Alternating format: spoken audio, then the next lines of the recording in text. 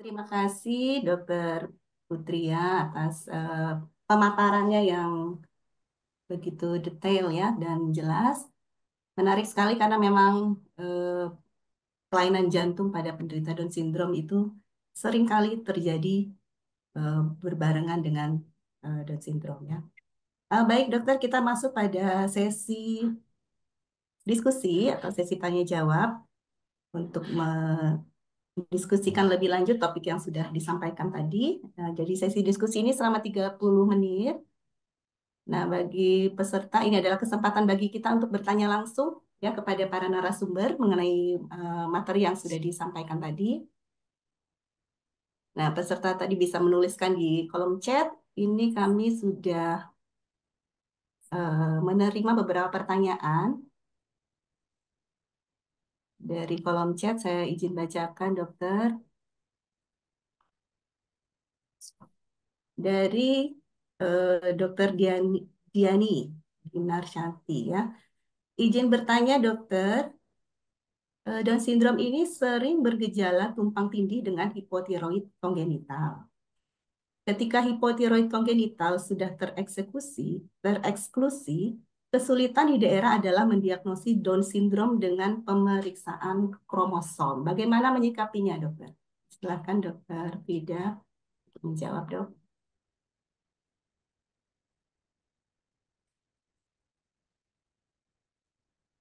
Kayaknya terputus ya, sih.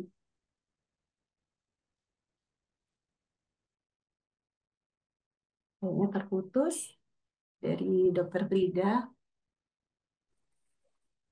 Baik, silakan para peserta yang ingin menanyakan dari sesi kita kali ini, silakan menuliskan di kolom chat atau silakan raise hand ya untuk langsung eh, bertanya kepada narasumber kita. Lagi baik, pertanyaan untuk Dokter Putria mungkin ya. Yang pertama, eh, sebenarnya kapan sih kita mulai screening dok untuk penderita Down syndrome, ya, screening untuk penyakit jantung bawaannya? Silakan dokter Putri ya. Terima kasih ya. Jadi kapan sih kita melakukan screening ya? Jadi itu kapan kita terimanya anaknya. Misalnya kita terima anaknya ketika lahir.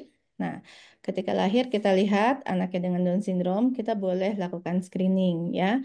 Memang Down syndrome itu eh, paling sering juga menyebabkan terjadinya PPHN ya pada bayi-bayi ya dibandingkan dengan populasi normal ya. Jadi ketika kita ada bayi lahir kemudian Down syndrome, ya kita lakukan screening segera, itu satu. Yang kedua ya di tempat praktek mungkin ya, kalau misalnya datang ada yang batuk pilek, oh iya ternyata dia Down syndrome, ya jangan lupa kita langsung screening ya, boleh ya kita juga memang harus periksa ya, apakah terdengar murmur, apakah terdapat gejala gagal jantung ya, dan menyiapkan mental orang tuanya ya karena pemeriksaannya tuh cukup banyak. Memang mungkin di kita tidak terlalu lengkap ya.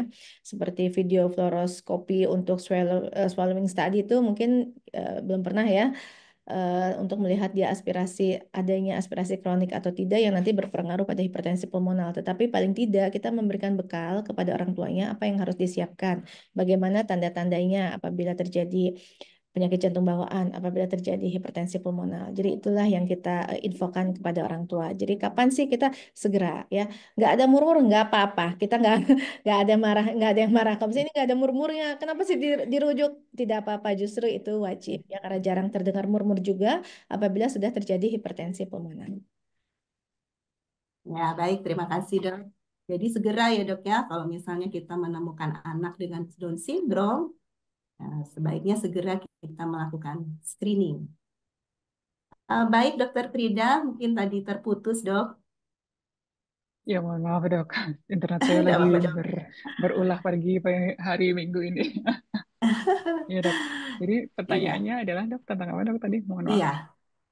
Tadi pertanyaannya adalah Down syndrome ini sering bergejala tumpang tindih dengan hipotiroid kongenital dok.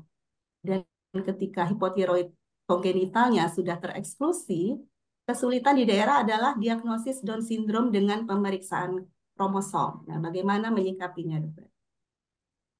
Ya, baik, terima kasih dok. Jadi karena memang sebetulnya kalau kita bilang bahwa bagaimana uh, untuk konfirmasi diagnosis untuk Down syndrome harus dikerjakan analisis kromosom. Nah itu nggak enaknya bahwa secara klinis kita bisa mendiagnosis, tapi kita harus mengkonfirmasi diagnosisnya. Cuma satu-satunya cara adalah dengan menggunakan apa namanya pemeriksaan kromosom, which is karyotyping atau FISH gitu ya. Nah, kalau memang kalau kita ini ya, yang paling penting itu di daerah ya dok, kalau ketemu ya wajah yang khas untuk sindrom Down, which is semua di seluruh dunia wajahnya mirip gitu. Nah, yang harus kita kerjakan adalah sebetulnya dok adalah screening dari awal. Jadi dari awal itu begitu kita ketemu, maka ada beberapa yang harus di screening tadi. Seperti tadi ya, satu, gangguan pendengaran, dua, gangguan penglihatan, tiga, hipotiroid, keempat, sebenarnya gangguan jantung. Saya nggak singgung-singgung di presentasi saya karena akan disinggung pas sama dokter Putri ya. Jantung dari awal sudah mulai kita screening. Jadi begitu kita klinis adalah kita tidak bisa melakukan pemeriksaan kromosom, tapi klinisnya kita tahu lebih sesuai dengan sindrom Down, maka kita harus melakukan screening ini dari awal. Jadi dari awalnya. Terus kemudian kalau pada saat awal ternyata hipotiroid anaknya tidak hipotiroid congenital, tapi untuk hipotiroid pada pasien dengan anak dengan sindrom Down itu punya resiko, jadi anak dengan sindrom Down itu punya resiko lebih tinggi untuk mengalami hipotiroid congenital. Terus kemudian munculnya Ya. bisa agak kemudian, dok. Jadi kemudian itu artinya adalah mereka sedikit stabil pelan-pelan. Terus jadi kita sebutnya hipotiroid subklinis. Tapi juga nggak boleh overdiagnosis untuk hipotiroid subklinis. Artinya adalah karena mereka punya course of disease-nya kayak begitu untuk tiroid ya, gangguan tiroid. Belum lagi nanti mereka punya risiko untuk lebih tinggi untuk menderita ini gangguan tiroid yang karena autoimun. Misalnya hipotiroid karena Hashimoto atau hipertiroid karena Graves' disease. Jadi kalau untuk anak dengan sindrom Down, maka kita akan periksa fungsi tiroidnya secara berkala. Jadi kalau normal gitu pada saat awal, terus kita akan ulang minimal 6 bulan sekali, 4 sampai 6 bulan sekali pada 1 tahun pertama, terus kemudian sampai usia 5 tahun kita anjurkan tiap 6 bulan, terus kemudian setelah itu baru setiap 1 tahun sekali. Itu sih dok ya. Terus kemudian bagaimana mensiasati, nah ada satu yang menurut saya wajib sekali untuk periksa kromosom. Karena sekarang banyak sini trennya. Kita punya banyak pasien di endokrin, kita punya banyak sekali pasien dengan sindrom Down. Terus trennya adalah, kan kalau faktor risikonya jelas, ibunya usianya lebih tua. Makin usianya makin tua, terutama di atas 35, terus atau di atas 40, resikonya lebih meningkat. Hanya risiko yang meningkat gitu ya. Tapi sekarang banyak juga yang pasangan muda nih 26 segala macam pun anak pertamanya juga bisa sindrom Down. Nah, yang itu wajib dokter. Jadi yang itu adalah wajib untuk periksa kromosom. We have to karena satu penting untuk konseling kalau mereka mau punya anak lagi. Kalau itu sporadik, jadi anak pertama tapi sporadik gitu, jadi trisomi 3 bukan translokasi, fine tenang. Jadi kemungkinan berulang di anak keduanya jauh lebih kecil lagi. Jadi orang tuanya bisa tenang. Karena saya juga punya beberapa pasien yang anak pertama sindrom Down, anak kedua akan normal. Tapi saya butuh sekali untuk analisis kromosomnya atau karyotypingnya untuk bisa edukasi. Jadi orang tuanya juga tenang ya dok. Kemarin kami punya nih yang baru di poliendokrin bahwa anak pertama dan translokasi. Translokasinya seperti yang tadi saya contohkan di mana di slide saya. Translokasinya di 21. Artinya adalah walaupun translokasi, saya berharap ada de novo. De novo artinya munculnya di situ aja. Jadi nggak ada orang tua yang karier. Soalnya kalau begitu ada orang tua yang karier, salah satu karier, selalu ada chance-nya anaknya akan sindrom Down lagi. Which is itu penting sekali. Jadi penting sekali untuk menyiapkan orang tuanya apakah mau punya anak lagi atau tidak gitu. Jadi itu dok. Jadi ada hal yang menyebabkan periksa kromosomnya atau karyotypingnya itu jadi wajib gitu. Karena walaupun cuma 3-4% dari semua sindrom Down, tapi terutama yang ini anak pertama dari pasangan muda itu wajib sekali deh gitu. Ya, dok. Semoga itu menjawab pertanyaannya. Baik, dokter. Terima kasih. Saya rasa cukup jelas ya penjelasan dari Dokter Frida. Jadi hipotiroid itu bisa kita cek belakangan ya, bisa munculnya belakangan ya dok ya. Jadi kita tetap periksa serial gitu ya dok. 4 sampai 6 bulan sekali sampai usia 6 tahun seperti tadi yang dijelaskannya. Kemudian setelah 6 tahun bisa 1 tahun sekali gitu ya dok ya. Juga untuk beberapa eh, indikasi yang dilakukan untuk pemeriksaan kromosom, jadi tidak semua juga ya dokter. Ya baik dok, ada pertanyaan lagi dokter dari Dokter Rizka Saradewi. Izin dok, kapan kita melakukan pemeriksaan kelainan yang menyertai Down syndrome seperti nistagmus, glaukoma, nasolacrimal ductus obstruction, katarak, konsas, OMSK, serta hipertiroid, anemia zat besi, autoimun, hisprum, dan lain-lain. Mengingat banyak sekali kelainan yang mengikuti Down syndrome, dok. Jadi kapan melakukan pemeriksaan? Iya, Gitu, baik. dok. Terima kasih atas pertanyaannya, Dok. Jadi, Dokter Iska, nanti presentasi saya akan dibagikan, Dok. Jadi bisa Ya. di-download, Dok. Jadi karena di presentasi saya, Dok, ada timelinenya sebetulnya, Dok. Jadi apakah kita harus mengerjakan semuanya brek gitu? Sebetulnya tidak, Dok. Tapi ada yang harus kita kerjakan pada saat awal. Yang paling penting itu sebetulnya pada saat awal diagnosis, pada saat kita ketemu tuh sebetulnya kan kita breaking the bad news. Orang tuanya sebetulnya mungkin orang tua awam kan sekarang juga udah pintar-pintar ya dok ya. Begitu udah gitu, aduh anak saya gitu. So basically mereka sudah mau nggak mau mereka sudah tahu kan. Dan kita sebagai tenaga medis yang akan menyampaikan gitu. Jadi kita breaking the bad news without breaking their heart gitu. Jadi breaking the bad news kan karena kita menyampaikan berita yang nggak bagus. Wah ya anak ibu kemungkinan sindrom Down. Tapi without breaking the heart of the parents gitu. Jadi bagaimana caranya membuat orang tua itu jadinya ini lebih lebih positif gitu. Oke, anak saya sindrom Down, tapi anak saya sindrom Down it doesn't mean that kalau anak saya nggak bisa apa-apa. Nah itu satu dok. Di luar bahwa kita cuma mikirin medisnya ya dok ya. Karena menurut saya medisnya itu second setelah orang tuanya acceptance dulu. Terus ada yang urgent sekali gitu, tapi basically orang tua masih acceptance dulu terhadap kondisi anaknya. Terus tadi timelinenya ada dok di waktu waktu jadi ada timeline waktu awal diagnosis, which is biasanya pada saat neonatus, terus kemudian pada saat usia sampai 1 tahun itu bayi, terus kemudian anak anak awal gitu balita, terus kemudian pada usia anak sama usia pubertas. Nanti dewasa ada sendiri sebetulnya dok. Nah, masing-masing itu ada apa saja yang harus kita evaluasi, Dok. Tapi di awal itu kelainan jantung, gangguan pendengaran, gangguan penglihatan, hipotiroid, terus kemungkinan kalau ada kan nggak semuanya ada ya, Dok ya. Awal tuh mungkin laringomalacia belum begitu kelihatan, tapi sudah mulai. Kan suaranya dokter pasti udah pinter lah gitu. Krok, krok, krok, krok gitu.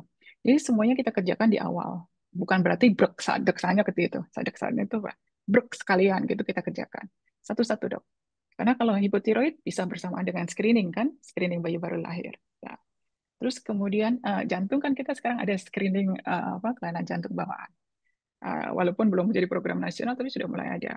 Tapi itu untuk yang kompleks sekali. Tapi habis itu wajib selalu bahwa kalau ada pasien sindrom Down, anak sindrom Down harus dikonsulkan ke kardio, harus dikonsulkan ke apa namanya THT, dan juga harus dikonsulkan ke mata. Karena satu, kalau katarak kan kita bisa lihat dok, center aja udah kelihatan. Terus kemudian kalau di THT karena mereka butuh untuk melakukan banyak hal, termasuk BRA di sana. Nah, jadi di presentasi saya akan ada dok guidance satu-satu. Bahkan, nah ini sebetulnya pada saat saya membuat presentasi itu saya pikir sebetulnya kita nggak punya ya PPKI DAI ya sebetulnya. Nah, ini sepertinya membuat kebutuhan bahwa ada guidelines buat kita sebagai dokter di Indonesia untuk bagaimana sih kita untuk memantau dan menata laksana anak dan remaja dengan sindrom Down gitu. Nanti akan kami usulkan dok. Bisa dari mana aja, bisa dari kardio, bisa dari endokrin sih dok. Terima kasih atas pertanyaannya. Gitu. Ya, bagus sekali dokter. Oke, ini masih dari Dokter Rizka. Izin dok untuk kurva pertumbuhan untuk Down syndrome apa ya? Yang tadi ada ya. Dan jika evaluasi Ah, pendengaran dan penglihatan per tahun, alatnya memakai apa dok? Apakah BERA atau lainnya? Dan pemeriksaan pendengarannya memakai yang mana? Jika alatnya tidak ada di kabupaten, apa yang harus dilakukan? Nah, gitu dok. Silakan dokter. iya baik, baik. Terima kasih dokter Rizka. Dokter Rizka, jadi kalau untuk kurva saat ini yang ada dari yang bisa kita akses, dokter bisa download. Nanti di apa slide saya juga ada sumbernya kurva itu. Saat ini baru dari CDC, jadi punyanya AP. Apakah bisa kita gunakan? Apakah berbeda sekali? Ya dok, berbeda sekali.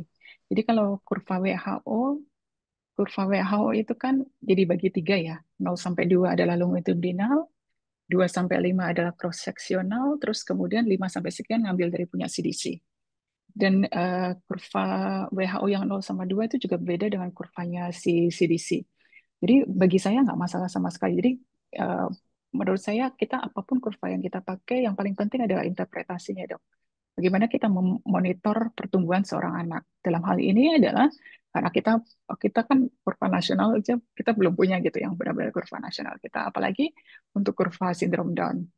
Saya rasa ini juga jadi penelitian, dok. Ada yang mau S3, dok? Monggo, dok. Monggo, dok. Nah, Kak. Jadi kurva sindrom Down. Dok, terus kemudian apakah kurva sindrom Down CDC bisa kita pakai? Bisa, dok. Yang paling penting adalah interpretasinya. Karena saya juga pakainya kurva CDC. Karena yang paling penting, jadi kurva sindrom Down itu akan ada di bawahnya dari kurva anak normal. Jadi kalau anak sindrom Down diikutkan anak normal, banyak yang ada di bawahnya, terutama tinggi badannya, dok. Berat badan mungkin nggak terlalu, tapi tinggi badan iya.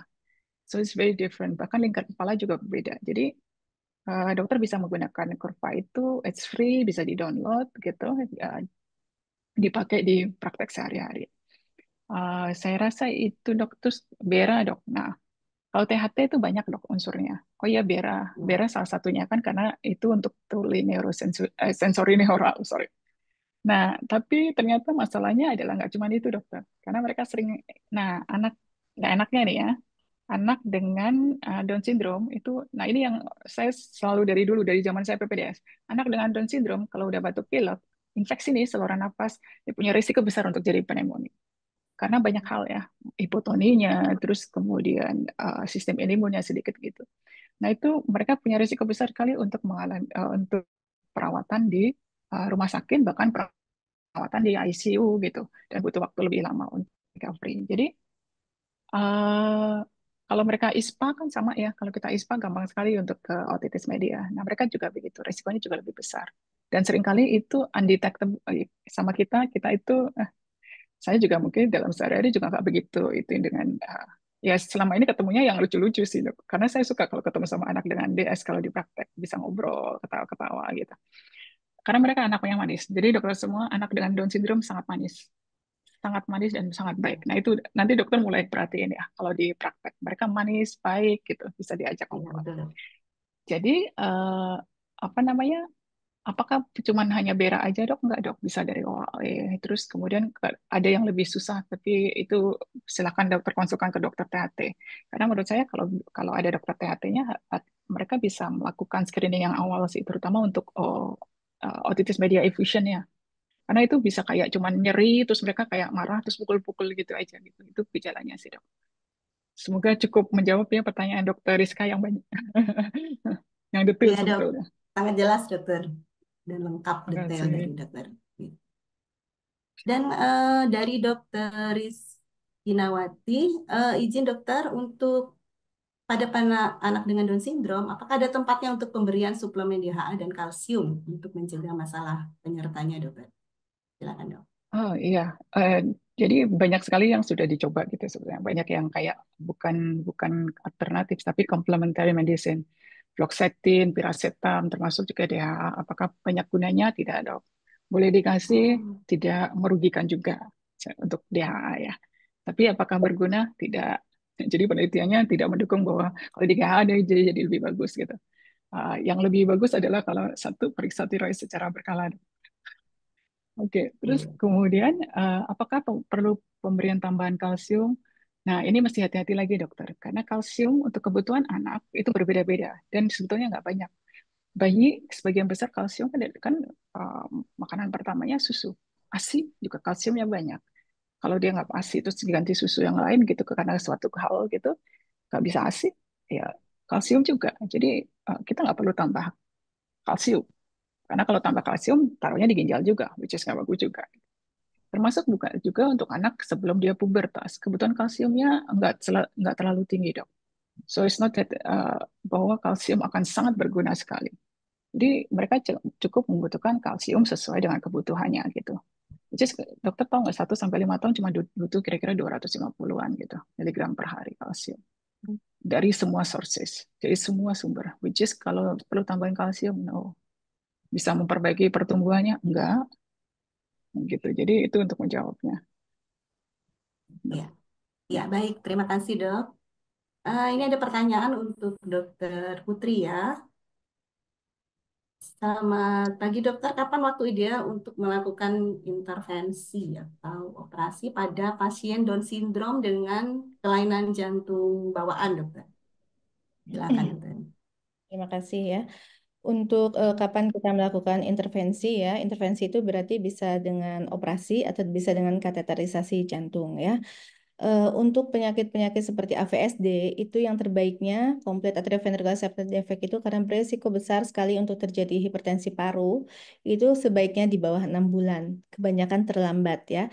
Kalau terlambat maka kita lakukan kateterisasi jantung dulu. Kita lakukan namanya tes untuk akut vasoreactivity test. Jadi kita memberikan bisa nitric oxide 10 sampai 80 ppm atau oksigen 100% selama 10 menit. Kemudian kita hitung flow ratio dan pulmonary vascular resistance index-nya.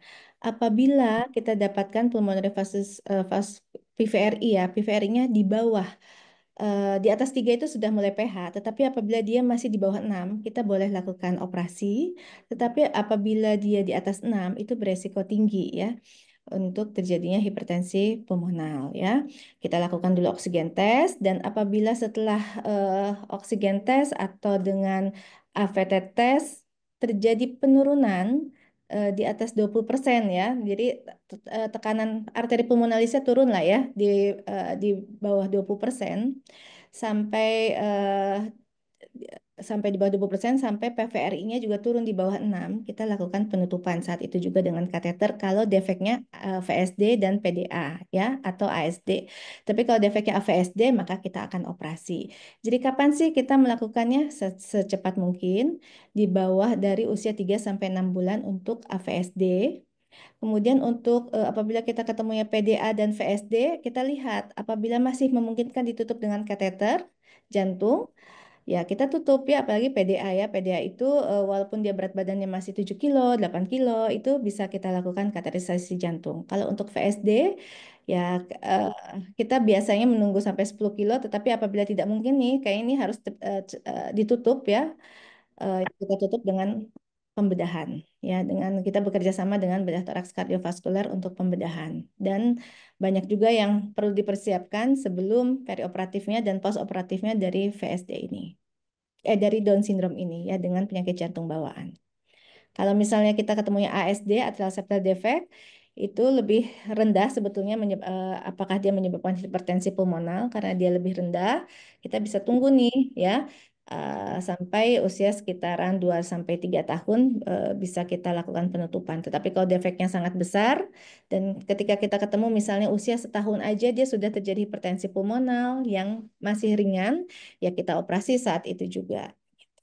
Begitu Dokter Enia. Jadi kita memang tergantung apakah ini hipertensi pulmonal sudah terjadi hipertensi pulmonal atau belum satu. Tapi kalau untuk CAVSD sih di bawah 6 bulan yang terbaiknya.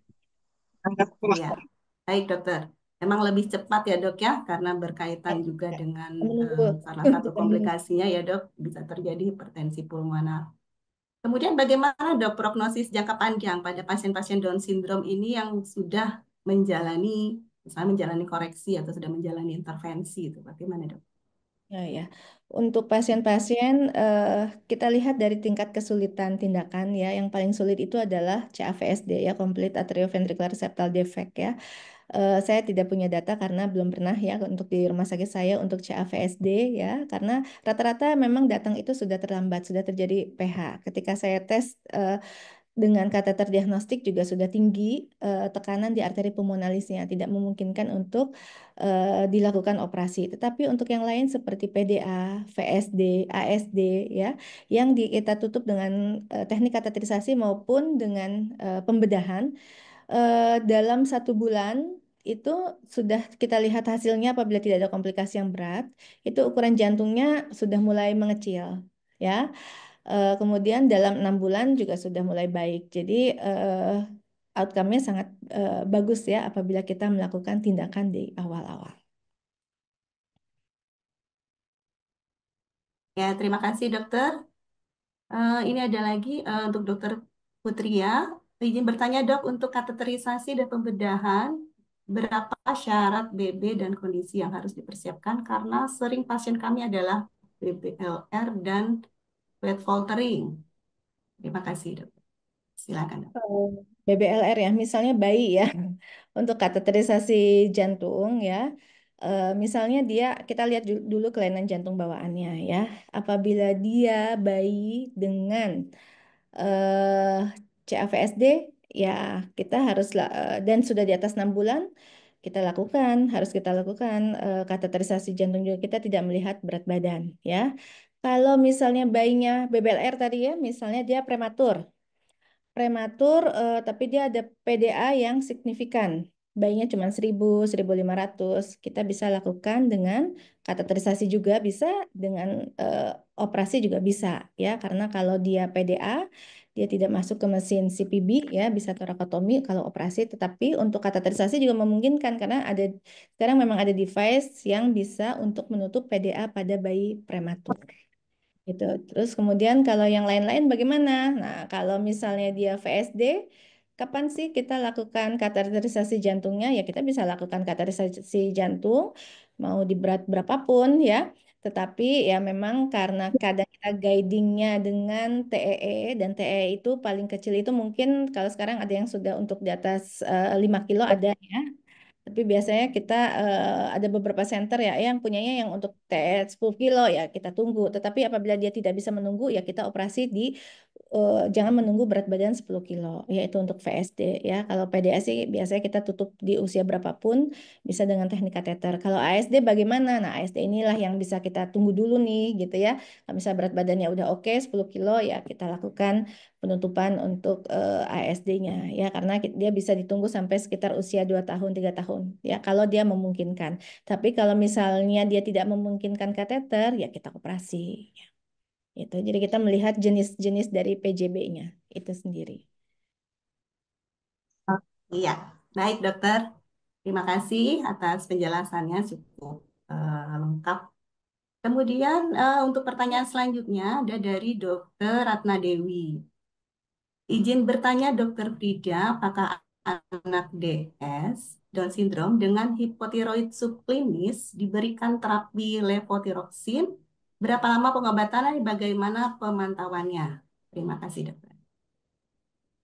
Baik, terima kasih Dokter Apta Dewi atas pertanyaannya. Jadi kalau pasien, jadi hati-hati dengan dengan hipotiroid subklinis ya dok ya.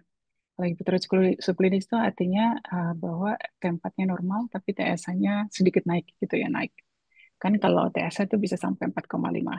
Nah kalau seringkali dok, kita tuh suka, menurut saya dalam praktek banyak yang overdiagnosis juga untuk hipotiroid subklinis. Dokter kalau ternyata dia tiroidnya nih normal, terus tapi cuma naiknya sedikit 5,3 gitu. Which is itu dokter tidak perlu terapi dulu. Karena kalau kita akan terapi adalah kalau FT4-nya, jadi free T4 atau T4 totalnya masih normal, tapi TS-nya naik. Kalau apalagi kalau naiknya di atas 10. Nah, itu pasti adalah diagnostik untuk hipotiroid subklinis.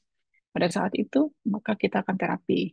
Berapa lama terapinya? Sebetulnya kalau mereka dengan hipotiroid subklinis dan sudah terjadi pada saat awal kehidupan, ya, pada saat 1 tahun pertama kehidupan, maka akan butuh terus sirop.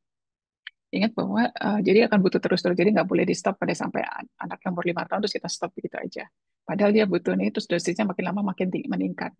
Which is kalau pertanyaan makin lama, pertanyaannya kalau dosisnya makin lama makin meningkat, maka uh, mereka adalah termasuk hipotiroid yang permanen gitu. Jadi kalau mereka sudah hipotiroid subklinis itu basically untuk anak sindrom Down. Jadi anak sindrom Down tuh mereka sudah hipotiroid sebetulnya. Kenapa? Karena mereka akan diuntungkan. Jadi mereka kalau kita memberikan terapi levothyroxine pada saat mereka kita diagnosis dengan hipotiroid subklinis, which is FT4-nya masih bagus tapi TS-nya udah mulai naik.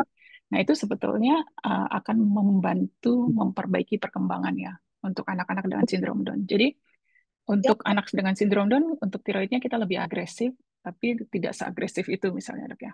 Jadi terus kemudian yang kedua mesti dikerjakan adalah monitoringnya secara bertahap. Kalau dan salah satu clue-nya adalah kalau dia dosisnya makin lama makin meningkat, nggak harus dalam waktu dekat ya, tapi kebutuhannya makin lama meningkat kan kita selalu ada monitoringnya ya dok. Nggak, jadi nggak boleh ngobatin terus kemudian dikasih levothyroxine terus dibiarin aja, nggak. Kita mesti evaluasi dok. Satu evaluasi klinis dan dua evaluasi dari fungsi tiroidnya. Kalau kebutuhannya makin meningkat, nah dia akan butuh terus-terusan. Belum lagi dia punya resiko bahwa dia akan jadi Hashimoto juga. Udah hypothyroidnya congenital, tapi yang lebih subtle, plus dia punya resiko untuk Hashimoto juga. Atau dia punya resiko untuk Graves' disease. Jadi itu tetap kita pantau terus-terusan, bahkan even in adult, di dewasa juga akan tetap dipantau. Itu dari saya dok, untuk menjawab pertanyaan tentang levothyroxine. Iya, oke. Baik, terima kasih dokter. Mungkin satu pertanyaan lagi ya. Sebenarnya masih banyak ini pertanyaan dokter, tapi karena mungkin sudah waktu satu pertanyaan ya dokter. Em, apakah semen keris itu bisa berubah dok, makin lama makin jelas setelah menginjak usia berapa bulan yang lebih tua? Begitu juga dengan kelingking yang bengkok, karena sering waktu lahir tanda ini belum jelas. Sekedar usul mungkin sebaiknya pemeriksaan kromosom untuk Down syndrome ini bisa ditanggung BPJS dok. Ya, baik. Silakan Terima dok. kasih atas pertanyaannya, dok. Yang ketiga terutama, kromosom supaya ditanggung BPJS. BPJS selalu bilang bahwa kalau ada di rumah sakit itu, semuanya akan ditanggung. Kalau ada di rumah sakit itu. Jadi kalau rumah sakitnya punya Oh, pemeriksaan kromosom, maka itu bisa dimasukkan dalam slotnya BPJS. Tapi ya pasti tidak menguntungkan untuk rumah sakit ya. Tapi kalau di rumah sakitnya ada, maka harusnya bisa ditanggung. Tapi sebagian besar rumah sakit tidak punya sebetulnya. Tidak semua rumah sakit, even rumah sakit besar, RSCM aja nggak punya dok. Kita belum punya untuk karyotyping. Walaupun kita sekarang mulai punya genetik, jadi ada genetiknya sendiri, tapi belum bisa untuk karyotyping. Kembali bahwa terus jadi karyotypingnya mesti kita kirim ke punyanya FKUI. Jadi kan beda nih. Secara manajemen berbeda. Yang punya FKUI nggak mesti dimasukin ke BPJS soalnya. Jadi itunya berbeda. Terus kemudian dan akan lebih bagus lagi dengan era yang bahwa secara genetik is very important, penting ya, karena semua kelainan akan kembali pada genetik. Tapi saya mau mengingatkan dok, genetik it doesn't mean bahwa selalu bahwa cuma kelainannya di kromosom. Genetik bisa jadi kelainan kromosomnya normal, tapi kelainannya ada di dalam dalam kromosom kecil-kecilnya di gennya. Jadi itu dok. Jadi kalau pemeriksaan genetik bukan selalu bahwa pemeriksaan adalah kromosom dokter. Terus kalau untuk sindrom Down, kromosom dok, atau karyotyping kita sebutnya. Terus kemudian tadi pertanyaannya ada Simian Kris. Iya dokter, Simian Kris mungkin pada saat awal, mungkin pada saat anaknya masih bengkak. Pada neonatus kan masih ada periode udem kan, dari intratus kemudian melahir. Jadi udah begitu udemnya apa namanya mulai berkurang, maka biasanya klinodactyly mungkin kan nggak selalu ada, tapi bisa kemungkinan besar ada gitu ya. Klinodactyly lebih kelihatan. Terus belum lagi kalau anak tuh kalau periksanya kan masih anaknya masih suka begini kan genggam banget kan, bukanya susah kan dok. Jadi instead of kita bisa lihat bahwa ini sininya melengkung, sebetulnya kita nggak bisa melihat begitu karena kita bukanya bukan dibuka beneran gitu, buka yang masih oh gitu aja. Jadi mungkin lebih, menurut saya malah lebih banyak di situ kalau klinodactyly. Karena klinodactyly mungkin kalau periodema dari intrauterin itu udah hilang, udah harusnya udah mulai kelihatan. Dan kadang-kadang kita lupakan dok ya, kita cuma mau lihat simian kris doang soalnya. Klinodactyly-nya nggak dilihat. Ya, sedangkan banyak yang bukan berarti gini, tapi dok ya kembali bahwa kalau kita bilang sindrom itu artinya kumpulan gejala. Kalau ada satu aja punya simian kris alia bukan berarti bahwa itu Down syndrome. Karena orang normal juga bisa punya simian Kris. Jadi jangan takut, oh kamu punya simian Kris, Down syndrome. Kan, dok. Jadi kalau cuma satu aja, no. Gitu ya. Kalau klinodactyly aja juga enggak, tapi enggak ada yang lain gitu apa ya mencerminkan bahwa itu adalah sindrom Down. Apakah bisa makin kelihatan? Mungkin akan lebih jelas gitu ya, karena kan kalau garis tangan kita juga biasanya lebih jelas. Tapi dari awal biasanya juga udah kelihatan apa nama simian Krisnya. Makin jelas mungkin iya dok. Terus kemudian kalau klinodactyly ya tadi ya, kayaknya biasanya karena kitanya meriksanya kita kan nggak enak kadang-kadang kurang cek gitu ya. Kita tuh kadang-kadang mereka sangat genggamnya kuatnya banget jadi untuk bukanya jadinya nggak optimal jadi nggak begitu kelihatan. Terus kemudian dok tadi ada pertanyaan satu kayaknya dok boleh sekalian ya. Imunisasi, nggak ada kontraindikasi untuk imunisasi, bahkan mereka ada bahkan untuk pasien dengan sindrom Down karena risiko untuk infeksi saluran nafasnya lebih tinggi dan mereka lebih gampang pneumonia, apalagi kalau punya kelainan jantung dok. Lebih lagi dokter, nggak bagus juga untuk kelainan jantung yang mau diberesin, masuk pneumonia, nggak beres-beres nanti mau dioperasi sama dokter Putri ya, nggak jadi gitu. Mau di kateterisasi nggak jadi juga gara-gara pneumonia. Jadi bahkan ada yang diwajibkan sebetulnya. Influenza wajib dok. Terus pneumokokal juga wajib. Jadi ada beberapa yang akan diwajibkan justru. Kalau kontraindikasi tidak. Even though ada risiko bahwa mungkin sistem imunnya nggak sebagus kita, tapi responnya terhadap imunisasi yang mungkin tidak sebagus kita. Makanya justru harus diimunisasi. Gitu. Jadi itu untuk kayaknya ada tadi saya tertarik dengan pertanyaan imunisasi tadi soalnya. Dok. Terima kasih. Ya, betul sekali dok. Ya, jadi imunisasi itu tetap diberikan ya dokter ya, walaupun yang pasien dengan Down syndrome. Ya, baik. Terima kasih kepada para narasumber kita yang sangat luar biasa pada hari ini.